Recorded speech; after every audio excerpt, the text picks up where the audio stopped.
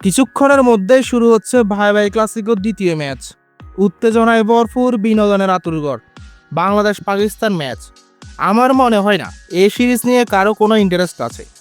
শুধু ভাবতেছি ওই অবাকাগুলো কারা, যারা স্টেডিয়ামে বসে বাংলাদেশ পাকিস্তান ম্যাচ দেখতে যাবে। गजब बेइज्जती है। এমনিতে বাংলাদেশের খেলা দেখে গালি ছাড়া কিছু বের হয় না, তার উপর রোজা। কেমনে কি হালকা হওয়ার সম্ভাবনা আছে ওদের। যাই হোক, সব সমাজের সমালোচনা করব এমন না।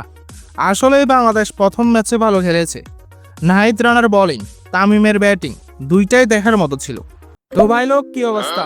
ভিডিও ভালো লাগলে অবশ্যই একটা লাইক দিন, আর হ্যাঁ, কমেন্ট করতে ভুলবেন না। এবার আসি কামের কথায়।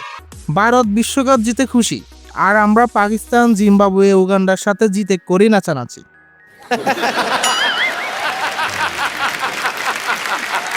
আমি শিওর এই ক্ষণিকের ছেলেরা যতই ভালো করুক, বড় স্টেজে গিয়ে ঠিকই হাগু করবে। बात तो सही है।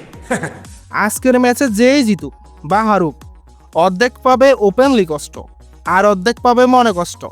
যারা বোঝার তারা বুঝে গেছে। क्या बढ़िया था गुरु। আপনিই দেখেন ভাই, নিজের দেশের খেলা চলে আর ওরা যায় পাকিস্তানরা সাপোর্ট করতেছে। ওইসব গান্ডুর ব্যাপারে আজকে আর নাই বলি।